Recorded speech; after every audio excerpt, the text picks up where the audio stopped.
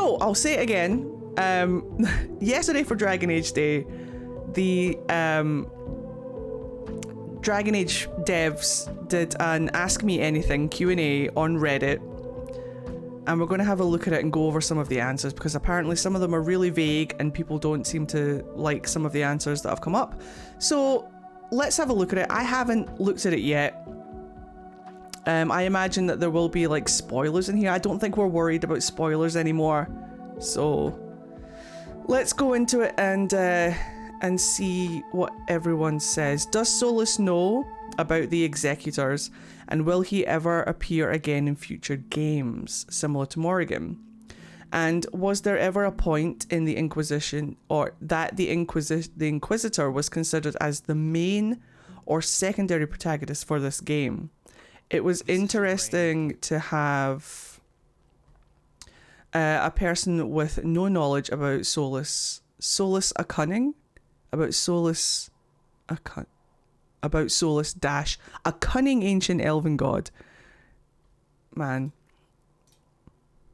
just trying to learn how people write.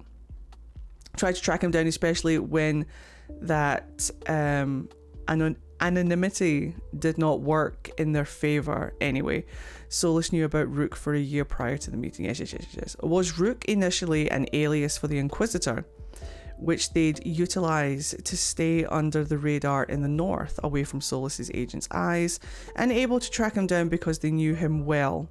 Ex-companion, friend, lover. Like, was this idea ever discussed at the table or suggested by writers? And then trunked for XYZ reasons? I don't know if Trick Weeks will see this, but I just wanted to tell him thank you. Okay, so let's look at the response. I apologise for the coughing. Solas knows more about the Executors than he lets on. Of course he fucking does. In fact, he knows more about the Executors than any other living being, including the other Evanures, although I suppose they're not technically living beings anymore. Oh! But even he isn't entirely sure what they're up to, or who they really are. Their paths have crossed before, though. Beyond the Tevinter Nights story that they briefly show up in, which is the last story in Tevinter Nights, by the way, I'm pretty sure. As to whether he appears again, I think it's fair to say Solas' story is done, at least for now. So I think they're implying that we're never going to see Solas again. The at least for now leaves it open, potentially maybe for Solas coming back, but I think they're pretty happy that Solas' story is done. So I don't think we'll be seeing him in future games. I think he's been put to bed, essentially, one way or another. Even back in early development, the protagonist for this game was always going to be someone other than the Inquisitor, which makes sense because every single Dragon Age game has a new protagonist. It would be weird for them to suddenly not do that. I don't recall if in those early days we ever discussed the possibility of bringing them back. The struggle with having the same protagonist game after game is that you really do paint yourself into a corner. Although Mass Effect does it really well. Either it becomes prohibitively expensive to account for branching, or you ultimately underserve, oh my god, the very people you're bringing them back for. Rook was always the protagonist, though in very early days Rook had a number of other potential monikers, including Shrike, not Strike, but Shrike, and a number of other bird names. Oh, I see, bird names that I do not remember. Fair. Hello, Otaku Girl. So basically, no more Solas. Solas is done. Solas is finished. They're happy with, I think they're happy with where they got to with Solas. But yeah. Okay. Fair. With the ending showing cured Niver Balara, is that implying that the blight outside of the Fate has been cured? If so, hold on, let me cough. Remember to stay hydrated. Holy shit, Otaku Girl! Thank you, holy crap. Gifting huge numbers. Remember to stay hydrated. Thank you so much, I appreciate that. I hope you're having a lovely day. Thank you for gifting a sub, guys. If you just got gifted a sub, remember to say thank you. Thank you, I appreciate that. I appreciate. I hope you're having a fantastic day. I hope you're good. And enjoy your emotes if you just got gifted a sub, guys. So, next question. With the ending showing a cured Nev or Balara, is that implying that the blight outside of the Fade has been cured? If so, do Wardens no longer hear the calling? And what does that mean for the Kalsharok dwarves? Especially curious about this since Dragon Age Inquisition implied the hero of Ferelden was off searching for a cure for the calling. And then in the concept art book, it seemed like there were plans to show us more of Minrathous or Tevinter than just Dockdown and Treviso, thank you. Curious to know what changed and if we will ever have an opportunity to return to these areas. Let's see what they said. I'm curious about the Blight. The Blight is forever changed. It's less perilous and less virulent. Virulent than it was before. And whatever motive force was coming through the veil to empower it at the end of the game has been severed because the Evanuris are dead. They were the connecting force of the Blight. That said, it still exists in some form, although what about the Titans connection? That said, it still exists in some form and not everyone is going to be cured in the same way. Beyond that, the Wardens no longer hear the whisper of the calling, but right at the edges of perception, they're hearing something. What is it? Great question. What happened to the storyline about Fiona? What happened to Fiona's storyline? I was really looking forward to finding out about like Fiona and Alistair's bloodline and how it cured the Blight. But they just never fucking told us. They just kind of left it. It bugs me as well. Hold on. It kind of bugs me a little bit. I'm not gonna lie.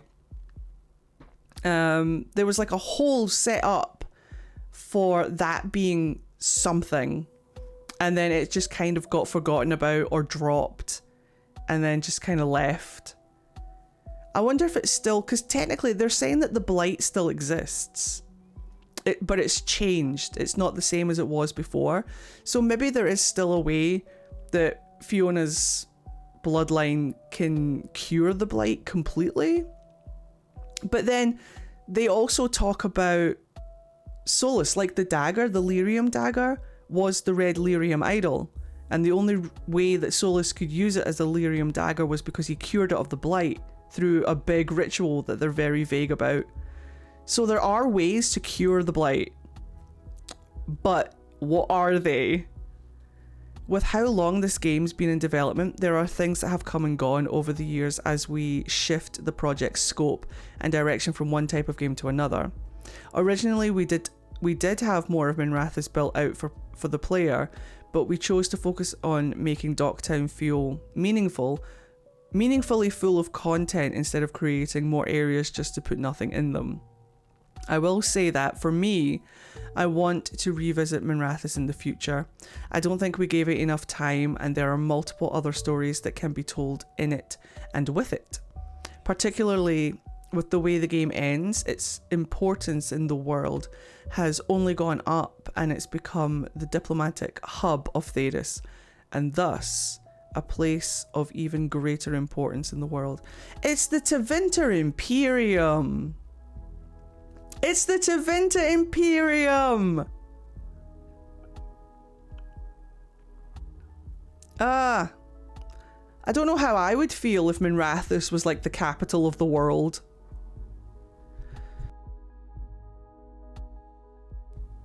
Although if Dorian's running it, I'll trust him.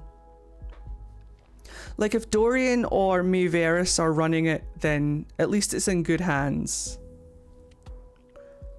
But yeah, they're not exactly known as the most stable of nations, which basically now does exist because very few good guys are left. I know it doesn't exist yet. Very few good guys are left, but at least Mr. Pavis has his fingers in this pot. But we're running out of good guys in Thedas. That's an interesting thing, though.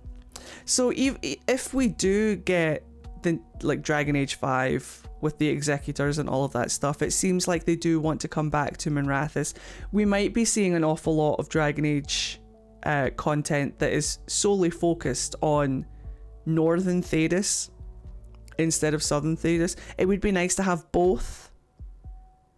Honestly, it would be nice to have both, but it looks like they enjoyed their time. Calm down, YouTube. It sounds like they enjoyed their time in northern Thedas and they mean to at least stay in Minrathous. Both would be ideal. We were told that the south was totally fecked up by the Darkspawn, so Tevinter might have more left of it than the southern states. I think that people need to remember that a double Blight just fucking happened. We lost chunks of the south in the first two games. Like, look at Lothering. I know that Lothering is a smaller settlement, but it was completely wiped off the face of the map. Most of like Redcliffe and stuff were overrun with Darkspawn. That's what happens during a Blight. Like, if we didn't have casualties, then are we really in a fucking Blight? I don't think the south is as bad as people say that it is.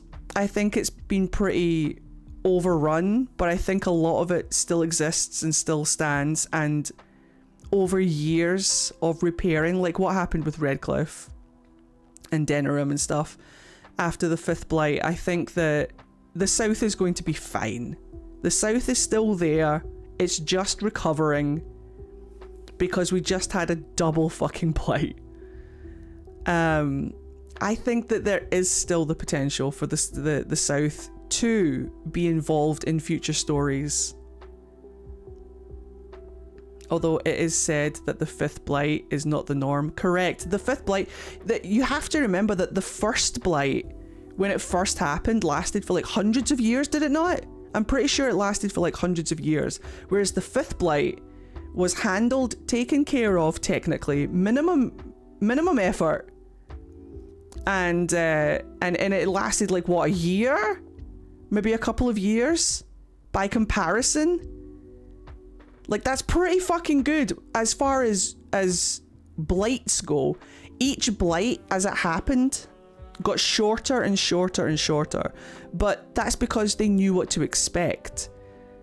And the Grey Warden numbers got bigger. So their forces and their resources and stuff. That and the hero of Ferelden is the GOAT. Let's fucking face it. But, hold on. But no one was expecting 2 Elven Gods, a double Blight, and a mutated Darkspawn. Because that's what Gillinane did. Gillinane mutated the Darkspawn into like her version of the Darkspawn that nobody was used to. The Archdemon of the 5th Blight was woken up by the Architect and maybe was changed. To be fair, where's the Architect? What is he doing right now? Because I miss him. I miss him a lot. I love the Architect. And I think, what's he up to? What is the Architect and all of those self-aware Darkspawn up to? I'd love an update. But I think that the Architect slurping a cocktail over the sea and chilling with Sophia. Sophia's dead. Hawk killed her. Wah.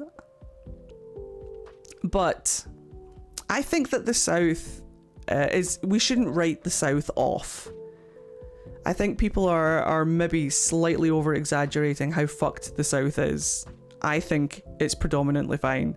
Maybe not great, but I think it's still there.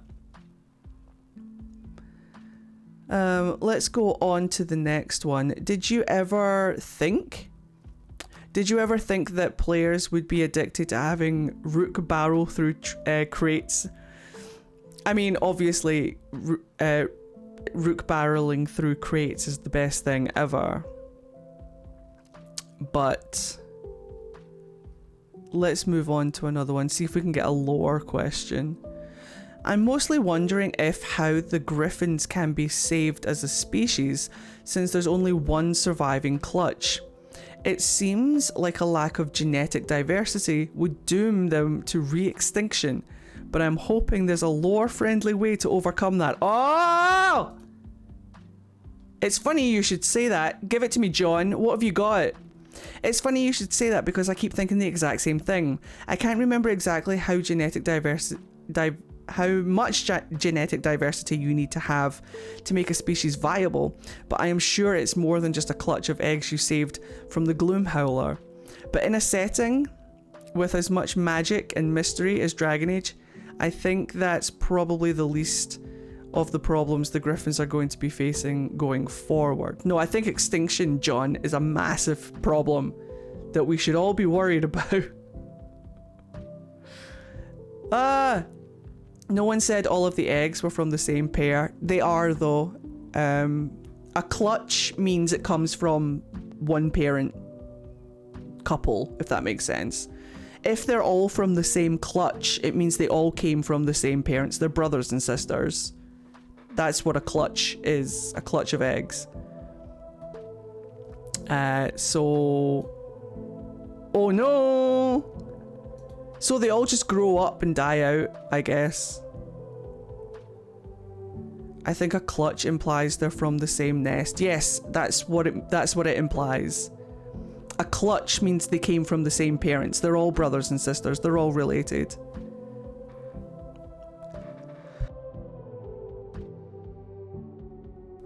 So it's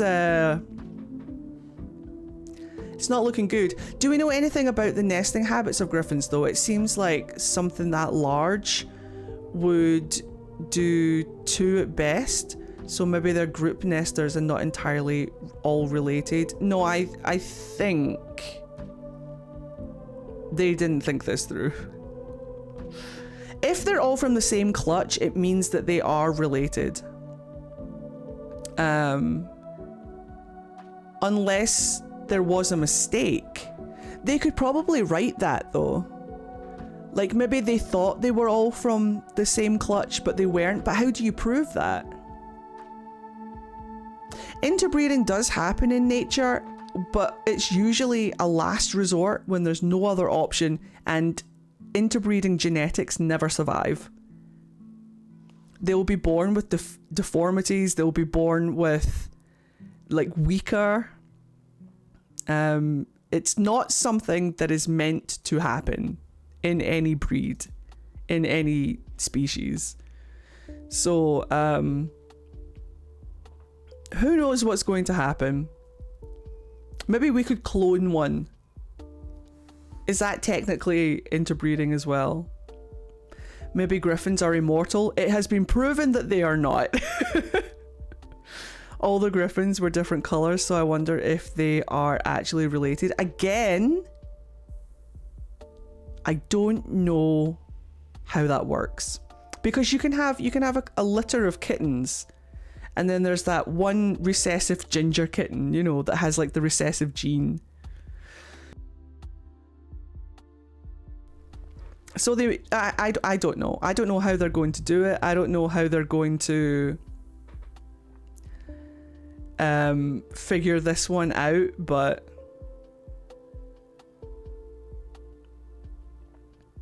you can have kittens from different fathers in the same litter. Yes, but Same mother though, right? So they're half brothers and sisters?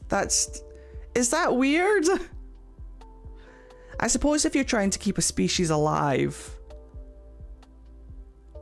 then it's a last resort, but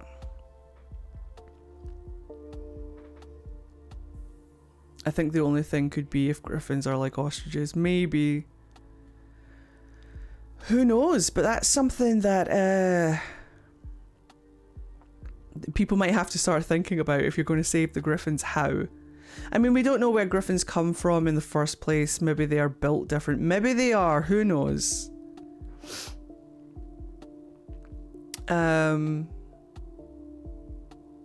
But they do nest share, but I can't remember if that's just different mothers with the same father.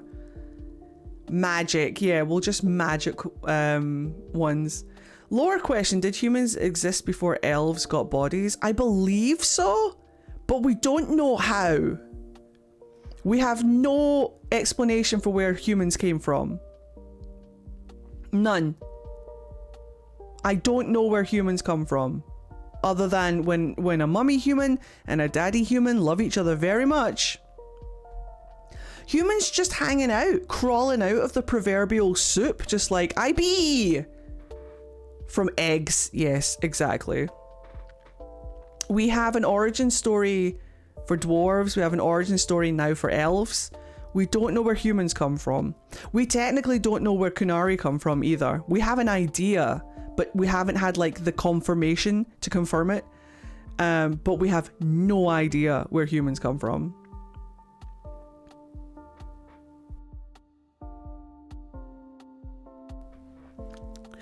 Maybe humans were still fish at that point. Well, no, because I think the elves based their appearance on humans.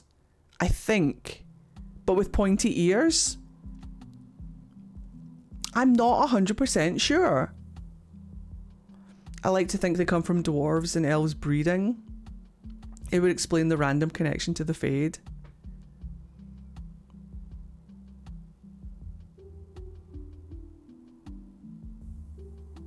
I'm racking my brains. I don't know how. I don't know. That was a joke? No, it wasn't. That was correct. I thought they based it off the dwarves, given what you see in the art book. Well then, why are they human-shaped?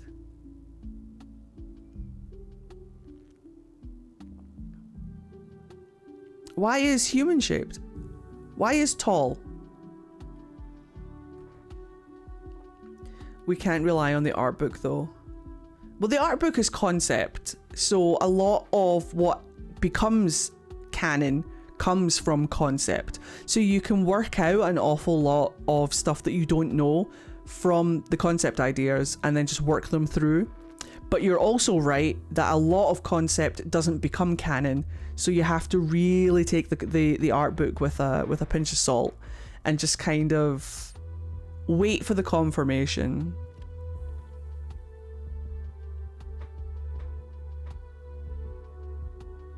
Humans were definitely around, I'm sure of that. But we don't know why. Or how. Or where they fucking came from. They just were. Dwarves came from the stone and the titans. Elves came from spirits who made bodies by corrupting the titans. Humans just is. Just where. We don't know why. We don't know how, we don't know why.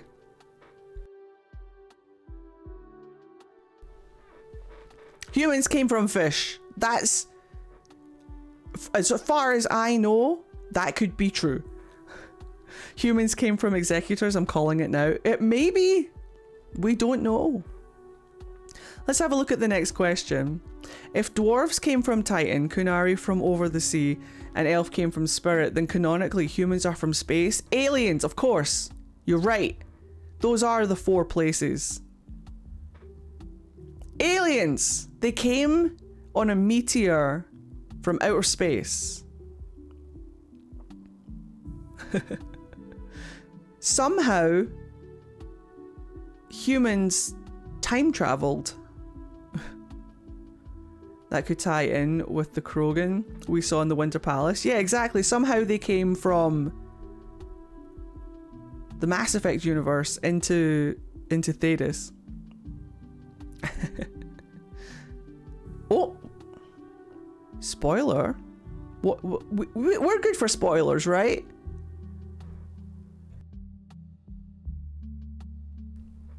I think we're good for spoilers.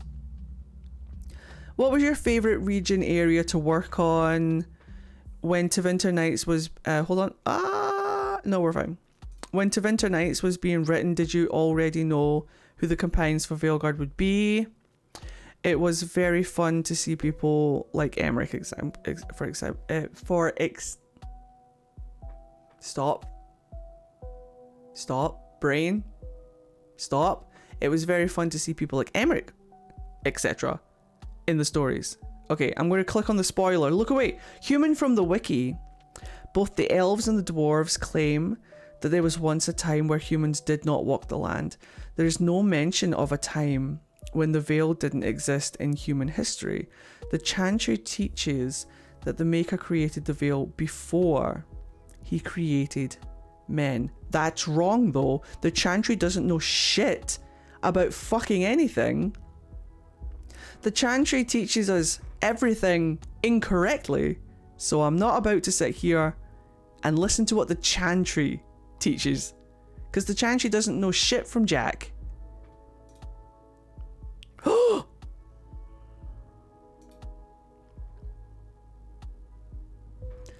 Well, we know that now about the Chantry.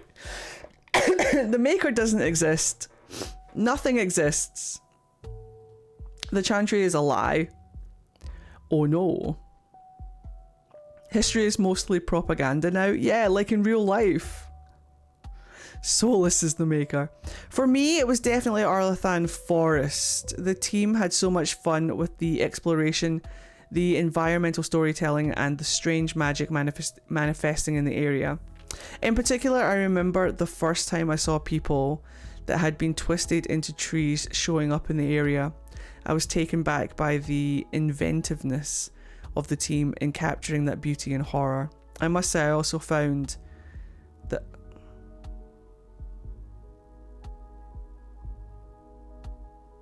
Did she just answer the first question?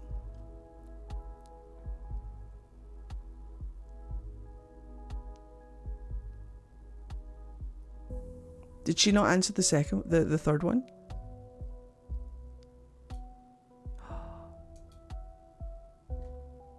Wow.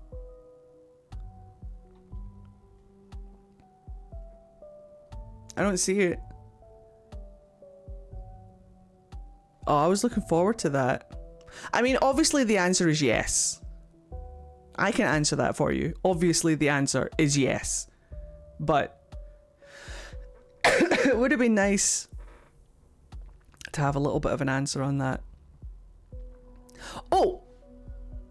Having reviewed some of the game files, I'm curious about what the Dreamer mechanics would have looked like. Would there have been Dreamers on every map?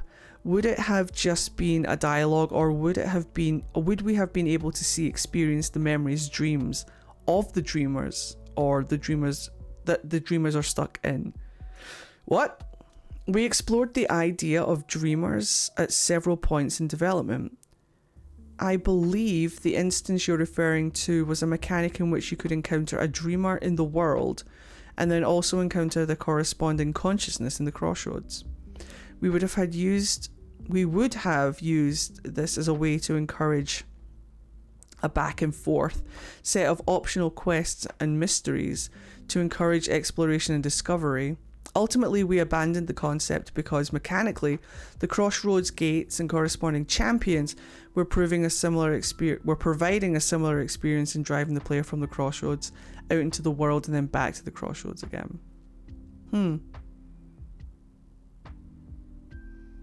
Dreamers would have been cool though. What would you guys have preferred? To deal with Dreamers in and out of the Fade, or to deal with the champions that we got?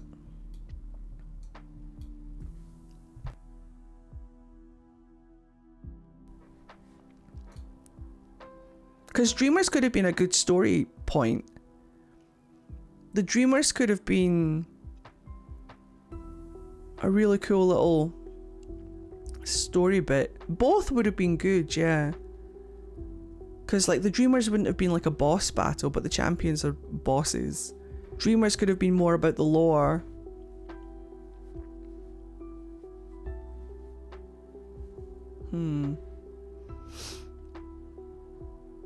If Solas's ritual succeeded, what would have happened to the elves and to the humans?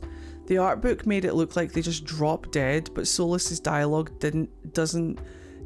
don't seem to go in that direction. Do you have any advice for... Oh, no. Give me that first one. I think the reality is that even Solas couldn't properly answer the question. In his mind, there would be some pain and suffering for sure, as everyone adjusted to the raw magic now pouring into the world, and the demons everywhere, but eventually everyone would live surrounded by magic and possibility. Immortality would be possible as well, and you can't make a world-saving omelette without breaking a few eggs. I also think Solas is a gifted liar to everyone, including himself. Deep down, he knew that the ritual was going to result in large-scale casualties, but he saw it as an acceptable price to pay to fix what he saw as his mistake. So are you saying that when the veil comes down, we wouldn't have died? We would have just had to have adjusted and been immortal, maybe? Hello? I keep saying it, bring the veil down. What's the worst that could happen? Everyone's out here being like, oh, he wants to destroy the world. He wants to like mass murder everyone. I'm like, no, he doesn't. He doesn't have a fucking clue what's going on. He doesn't even know. Like Solas has no idea what is going to happen if that veil comes down. He has no fucking clue. He had no idea what was going to happen when he put the veil up. And he has no idea what is actually going to happen when he brings the veil down. He has no clue. And I love him.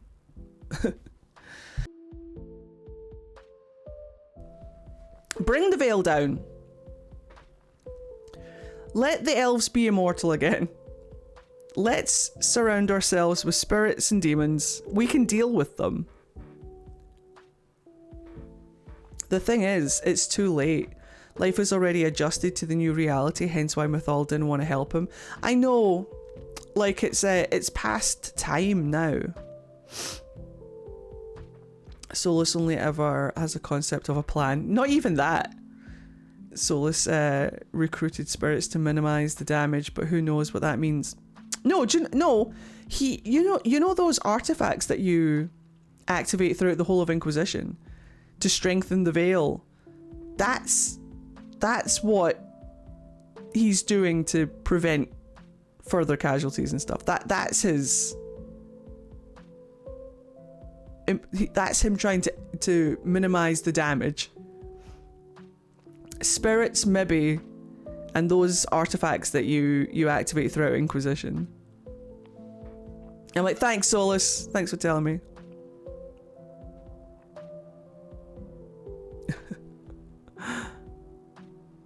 Maybe someone can answer this question, but why does Mythal's essence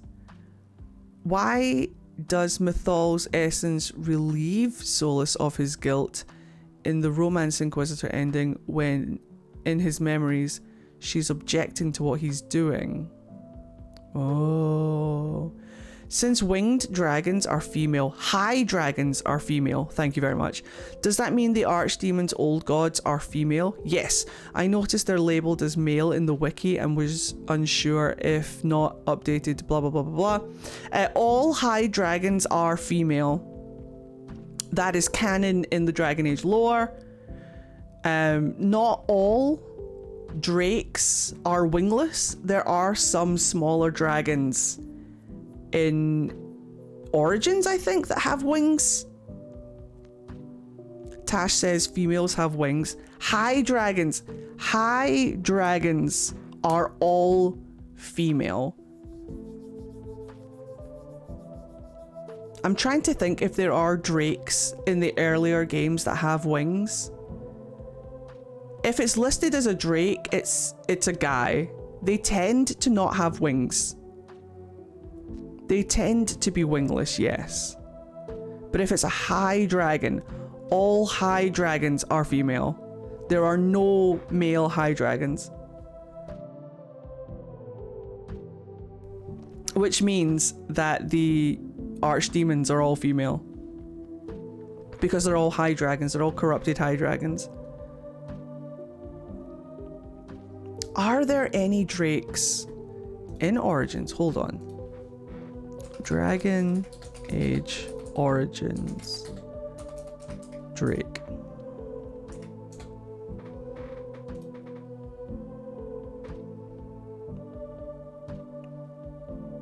Oh no, they are wingless. Okay, cool. Unless that's one.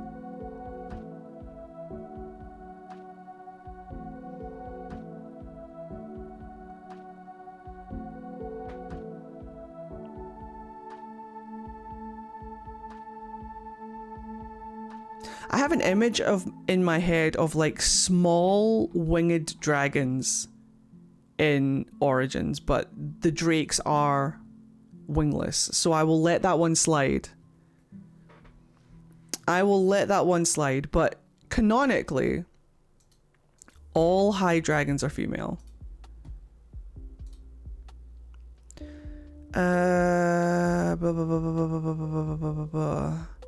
People grow and change over time. Mythal's essence, and in particular the fragment of her spirit that Morrigan carries, that she got from Flemeth, is not the same Mythal who he knew millennia ago.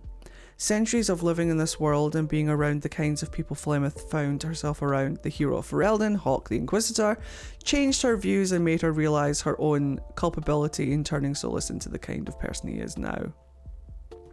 Correct! All archdemons are female. Elgar'nan, of course, doesn't really care what reality is, only what his reality is, and so he's quite happy to see Lusican as simply being an extension of himself and thus male. He's an arsehole. How dare you?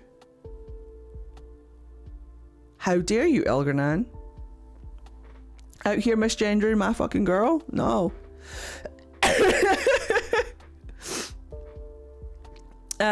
Something about Elgar'nan that we only really show in the ending is that he is, in truth, just as scarred and blighted as Gillenane, but he uses a portion of his magic to always look handsome, and regal because his ego really is that big. Polyamory is something we've talked about doing before, and it's something that I know the writing team was into, but rather than simply turning it into a you can have multiple romances toggle, we wanted to be sure we did it respectfully and properly, which means they didn't have time to do it or the resources to do it, so they didn't. Is how I think. How many of you think Elgar'nan is handsome? Like, straight up.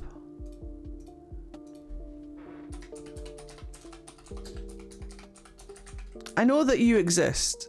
I know that there's people out there that think that Elgar is handsome. Ah, fuck.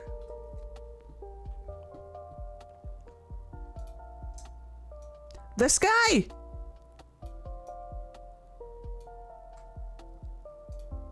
This guy!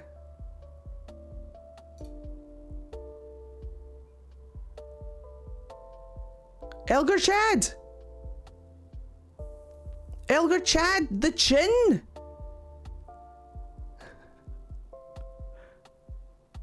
I mean, when you draw him like that, I can kind of understand. Where is he? Where's this man? Look at this! Really? He does have a good voice. I love his voice. Look how wee. I love how small he is next to Gillenane. Like, I can get on board with that. But he's just a little bit... Give me a bigger picture of him. He's just a little bit... Also, I love that they said that his hair is attached to his crown. Did they forget that they lose their hair at a certain age? I wonder if that was done deliberately. But yeah, nah, I think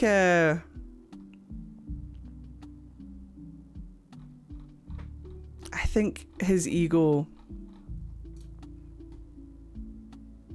is definitely there. I didn't notice that he had, are those little specks of red lyrium round his collar? I didn't notice he had that. It's his wig, he's very vain. Bless him. That's funny to me. That's great fun. Ah.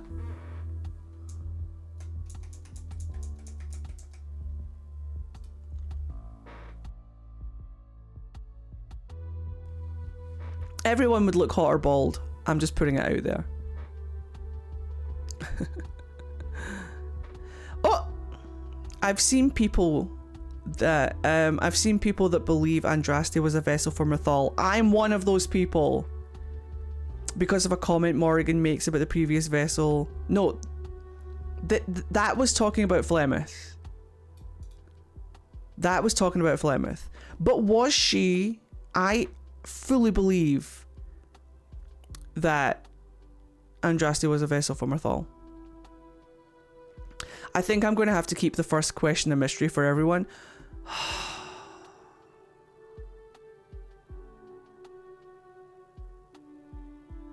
Why?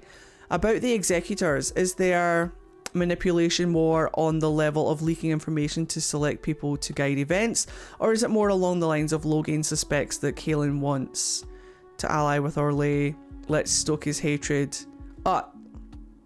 This is important. For the second, it varies. The Executors are very mysterious and, more importantly, incredibly risk-averse. They attempt to manipulate events in the most subtle way they can imagine. Sometimes that means leaving a particularly inflammatory document on the right desk. Sometimes it means stoking existing fears and doubts. Not everything they try is successful, in part because of how unwilling they are to put themselves at risk. For Logain, it would have been incredibly subtle. He's smart, strong-willed, and in his own way, loyal to Ferelden to a fault. For others, it would have been different. So that pretty much confirms that the Executors are whispering or trying to influence the events of history throughout the course of Dragon Age. But they're not doing it in a way where it's like puppet strings. They're doing it in a way that, like, Logain made the choice to pull out of Ostagar himself. Like, he made that choice. That's all on him. To what end? I don't know yet. I'd like to talk about the hidden scene at the end of Dragon Age Veilguard again. I think it would be really cool to go into it now that we have information like this. I think it would be really cool just to like talk it over and stuff.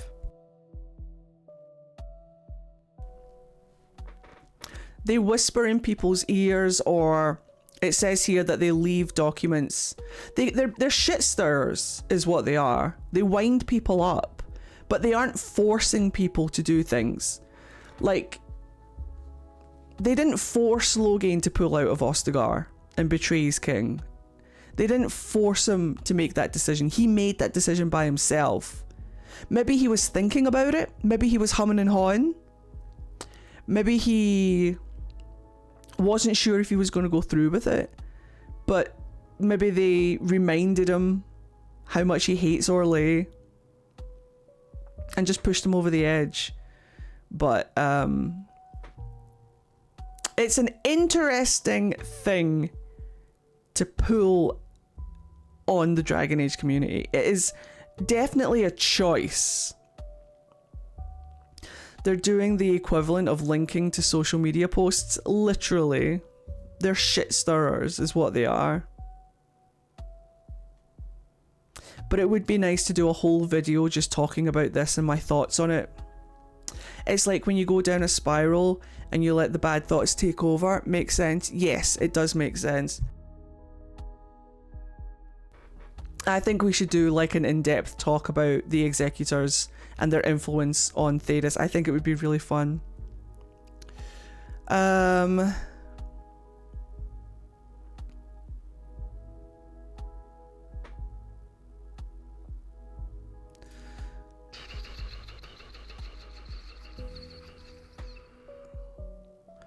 How do you think Veilguard sets up the future of the franchise? Where would you like to take it from here? And then Corin said, I'm sure it won't surprise you when I say we riff on this topic a lot.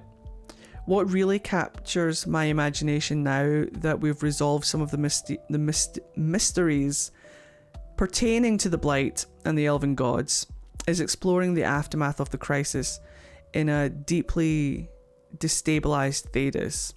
As you can imagine, given a Blight of this magnitude and the revelations of the Elven Gods, it's going to have a long-lasting geopolitical implication.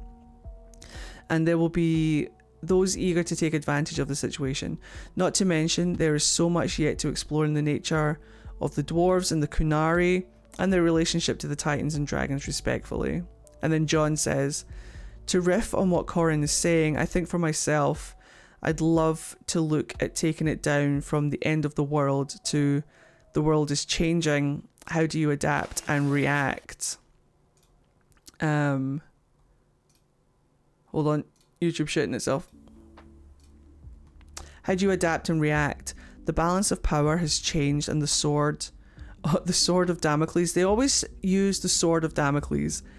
That is the Evanurus, and the Blight is no longer hanging over the world. What does that look like? Who's on top now? And with all the revelations brought up in Dragon Age the Veilguard, what does that look like for dwarves and the Kunari? Executors sending missives to people with YouTube thumbnails and the red circles and overlay excited faces titled Impress Celine did what? Yeah, literally though. Literally. That's basically what the Executors are doing. They're winding everybody up. Humans be like, am I a joke to you? We're just never going to know where the humans come from. They just are. They just are. Are there any other ones? There's quite a lot. I don't want to go through the whole Q&A. But is there one that you guys really wanted me to look at? I didn't realize like how long this is. Like there's a lot. If you want, I'll do them in parts. Let me know if you're watching this on YouTube. Let me know if you want to see more of the Q&A. I can do like a part 2. But there's a lot to go through. All I know is that they skirted around anything Lucanish related. It seems like they're skirting around a lot of stuff, which is kind of what you do when you don't have like solid stuff written or solid things to go on right now, or if you want to leave things open to change and to adapt as things develop in the future. I feel like it's just safe to give no definite answers for future things, but I feel like they could give definite answers for stuff that's already happened. I feel like they could do that, but a lot of it could pertain to future events, so the one right after the one you read last, it asks about updates on romances. Copy that, Stabby Beans. So hold on.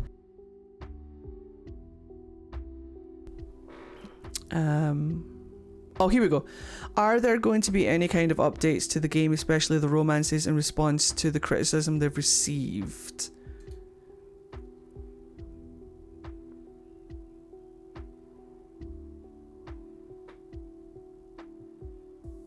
No answer? No answer?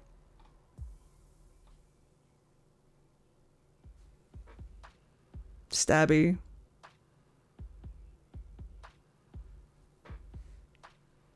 I'm sorry, Stabby.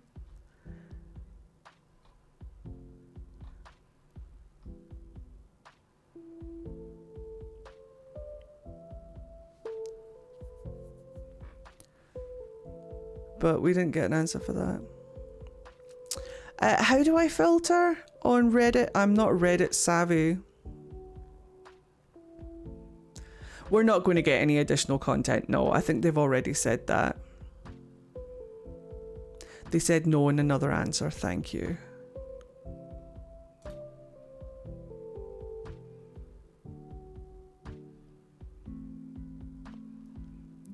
Here's one about Lucanus.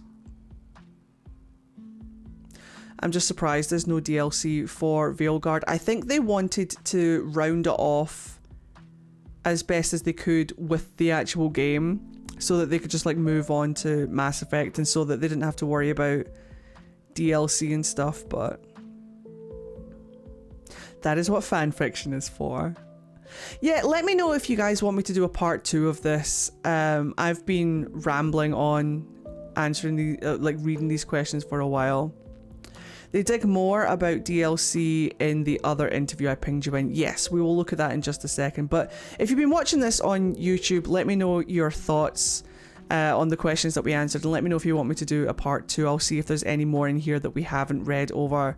But what are your thoughts on the answers in the Q&A? I'd love to hear in the comments down below.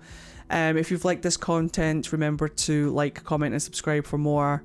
And I'll see you in the next Veilguard lore video. We're about to record 2 more, so look out for them. And I apologize again for being sick. But I hope you guys are well. Have a good one, guys. I'll see you in the next one. See you next time, guys. Bye.